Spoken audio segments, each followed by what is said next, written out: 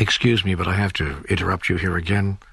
What about the person who's sick, but has the faith that will move mountains and so thinks, says, believes he's going to get better, only to die 6 weeks later? How does that square with all this positive thinking, affirmative action stuff? That's good.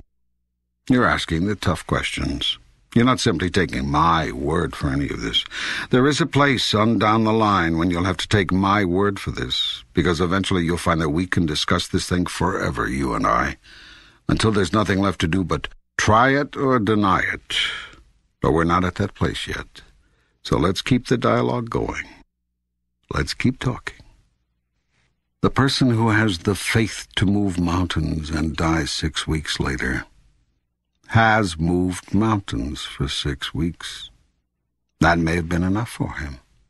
He may have decided on the last hour of the last day, okay, I've had enough. I'm ready to go on now to another adventure. You may not have known of that decision because he may not have told you. The truth is he may have made that decision quite a bit earlier, days, weeks earlier, and not have told you, not have told anyone. You have created a society in which it is very not okay to want to die. Very not okay to be very okay with death. Because you don't want to die, you can imagine anyone wanting to die, no matter what their circumstances or condition. But there are many situations in which death is preferable to life, which I know you can imagine if you think about it for even a little bit. Yet these truths don't occur to you.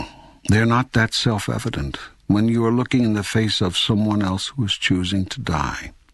And the dying person knows this. She can feel the level of acceptance in the room regarding her decision. Have you ever noticed how many people wait until the room is empty before they die? Some even have to tell their loved ones, no, really, go, get a bite to eat. Or go get some sleep. I'm fine, I'll see you in the morning. And then when the loyal guard leaves, so does the soul from the body of the guarded. If they told their assembled relatives and friends, I just want to die, they would really hear it. Oh, you don't mean that. Or, now don't talk that way. Or, hang in there. Or, please don't leave me. The entire medical profession is trained to keep people alive, rather than keeping people comfortable so that they can die with dignity. You see, to a doctor or a nurse, death is failure. To a friend or relative, death is disaster. Only to the soul is death a relief, a release. The greatest gift you can give the dying is to let them die in peace, not thinking that they must hang on or continue to suffer or worry about you at this most crucial passage in their life. So this is very often what has happened in the case of the man who says he's going to live, believes he's going to live, even prays to live, that at the soul level he has changed his mind. It is time now to drop the body to free the soul for other pursuits. When the soul makes this decision, nothing the body does can change it. Nothing the mind thinks can alter it. It is at the moment of death that we learn who in the body-mind-soul triumvirate is running things. All your life you think you are your body. Some of the time you think you are your mind.